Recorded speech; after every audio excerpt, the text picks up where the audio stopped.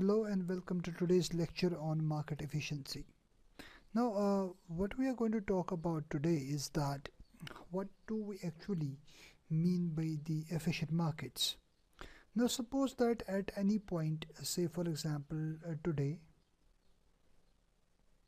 the security is valued at, say for example, $100, and new information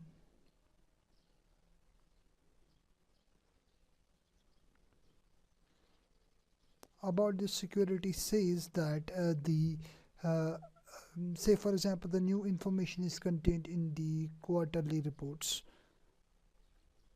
and this quarterly report says that the sales of the company are going to increase by, say for example, 10%.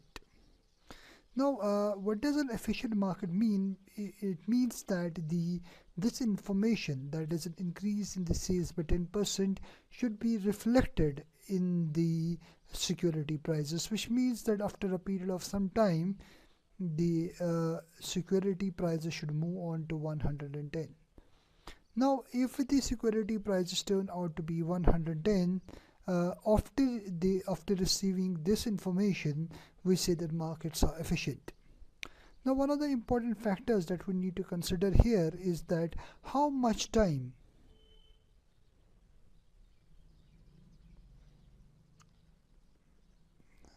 does the security take to reflect its true value. Now, if the security adjusts to the price quickly, we say that markets are efficient.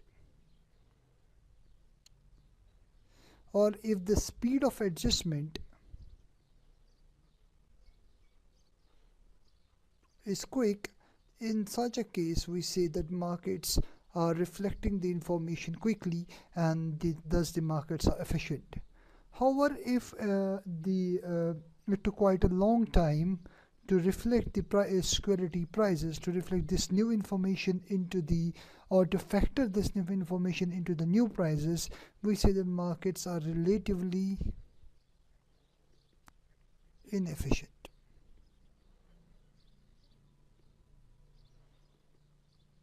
So, the efficient markets are one in which the security reflects its true value, keeping into consideration all the information about the security.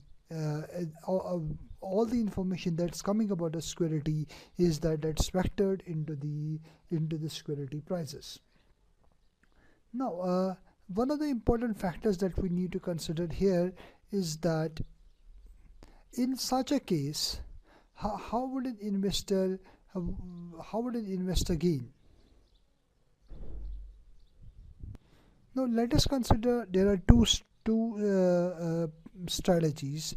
Say, for example, investor can pursue an active portfolio, or he can pursue a passive portfolio. Now, what does the active portfolio and the passive portfolio means? That in case of a passive portfolio, an investor is investing in proportion to, say for example, index.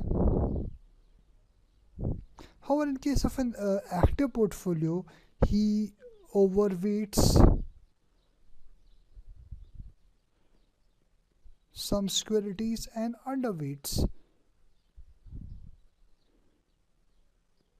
some securities in the portfolio.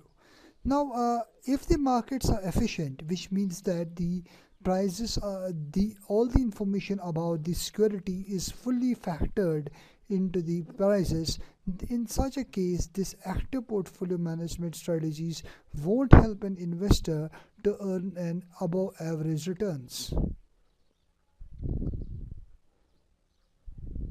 because all the information is fully factored into the prices, which means that investor, the only thing he is left with is the passive portfolio strategy. So if in case of an efficient when the markets are efficient, in such a case the strategy that works is a passive portfolio strategy. Now one of the important things that is to be noted here is that the only unexpected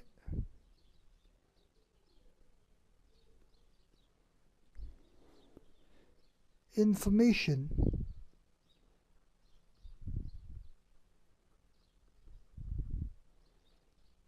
should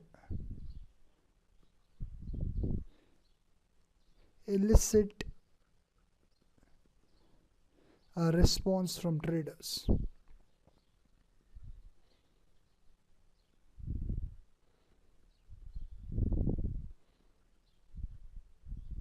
Now, what do I mean about this? That only an unexpected information should elicit a response from traders. Now, let me consider a case. Say, for example, we have a scenario. The prices are currently the stock prices today are currently $100, and the expectations about this company is that there is going to be an increase in sales by 10%. Now after some period of time, say for example a quarter, if the prices are going to be increased by 10%, which means that after a quarter the price of the security should be 110. Now say for example if the sales increase not by 10%, however they increase by say for example 20%. Now this additional increase in the sales is considered as a positive revenue surprise.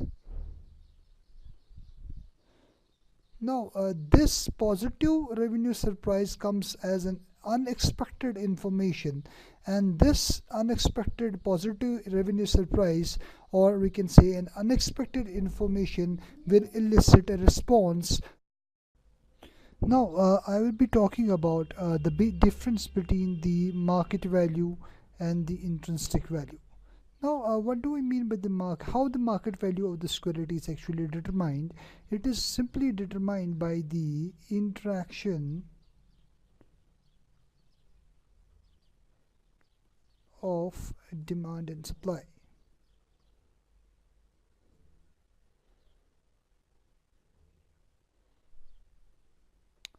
Now what does this intrinsic value mean? Intrinsic value is also known as fundamental value, or it is also known as true value. Now this is the value that a rational investor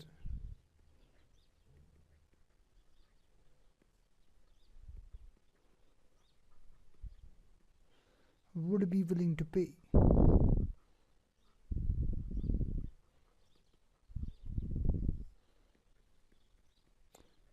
Now the question arises, how do we actually find this intrinsic value?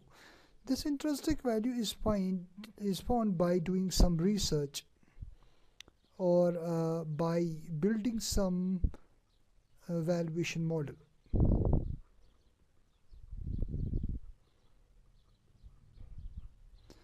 Now say for example the market value of a security is currently $100, and then there may be different analysts. Say for example we have the analyst 1, analyst 2 and analyst 3.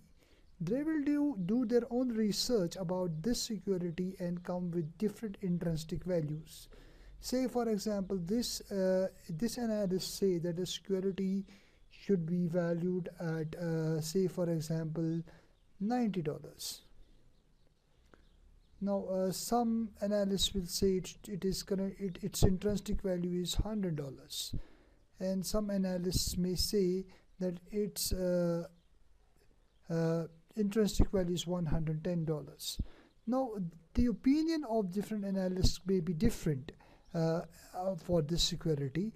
Now, in this case, the analyst that is saying that the security intrinsic value of the security is $100, for him the security is fairly valued. Now, for him the security is undervalued, and for him the security is overvalued.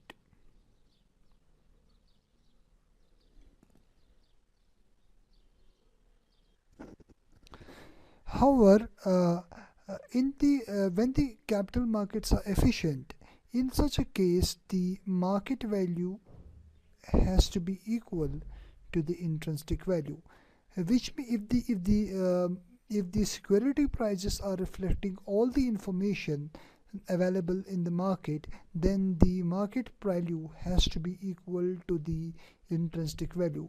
So another point that we have to note about the efficient markets is that in case of an efficient markets, the market value will be equal to the intrinsic value. If market value is equal to the intrinsic value, it means that the expected returns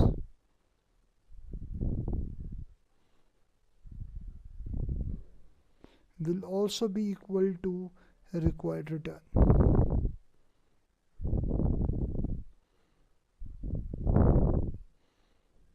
So another point about the efficient markets is that in an efficient market, the expected returns are equal to the required returns. Now, as we talked about that the expected return should be equal to the required return. Now, let me first bring out a difference between the required return and the expected returns. Required return is said the returns that justify the risk in stock. Now, the required returns are simply the amount of returns that an investor should earn so as to justify the risk in the particular stock. Say, for example, we can get this required return from the CAPM model, that is capital assets pricing model, that we are going to discuss in the later lectures. Now,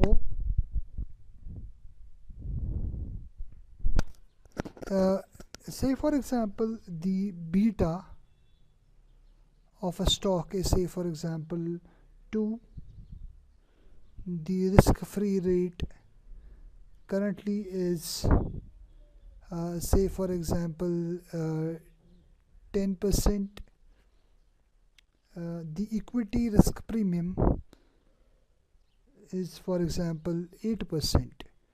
So what should be the required rate of return?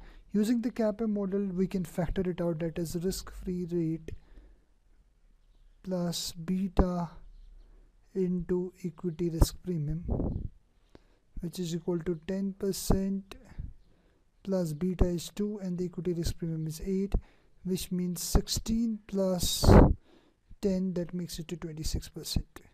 So the required rate of return from this given piece of information is equal to 26%. Now, how do we actually calculate the expected return, and what expected return mean actually? Expected returns are what an investor expects to earn from the stock. And how does an investor arrive to at this expected return? Simply, he may build up some valuation model, or he may use some analysis to reach to the expected returns. But in case of an efficient markets,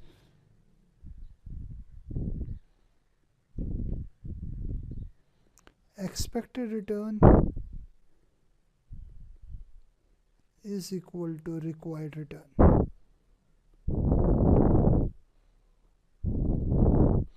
Now let me consider the case. Say for example the expected returns are more than the required return. We say that the security is undervalued. Now if expected returns are less than the required return, we say that security is overvalued. Or if expected returns are equal to required return, then the securities are fairly valued. Since efficient market assumes that all the all the information about the security is factored into its prices, so all the securities in the market will be fairly valued. In such a scenario, the expected returns will be equal to the required returns.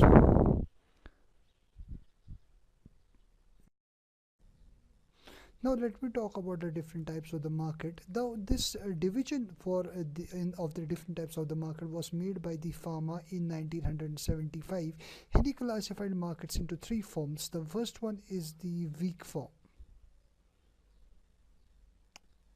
Now, according to Fama, the weak form markets reflect the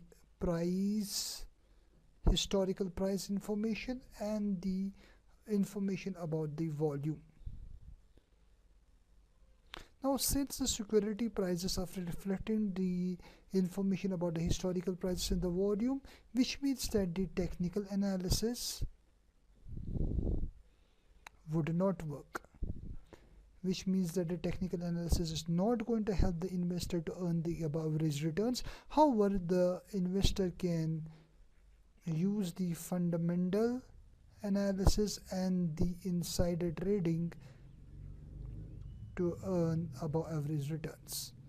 And the strategy that an investor can follow is the active portfolio strategy. The second type of the market, second type of a classification or second form is the semi-strong form. Now in this case, the price reflects the data of the prices, volume, as well as the public information. Now this public information can be anything: information about the dividend announcements, information about stock splits, etc. So in this case, the fundamental analysis is not going to work, neither the technical analysis is going to work. The only thing that will help the investor to earn the above average returns is insider trading. Since fundamental is not working, the best strategy that can be adopted is the passive portfolio strategy. The last form is the strong form. In this strong form, the price reflects the information about the historical prices, volume, public information, as well as the private information. So in this case, nothing is going to help the investor to earn the above average returns, and so neither the fundamental analysis works, nor does the technical analysis work, and nor does the insider trading work.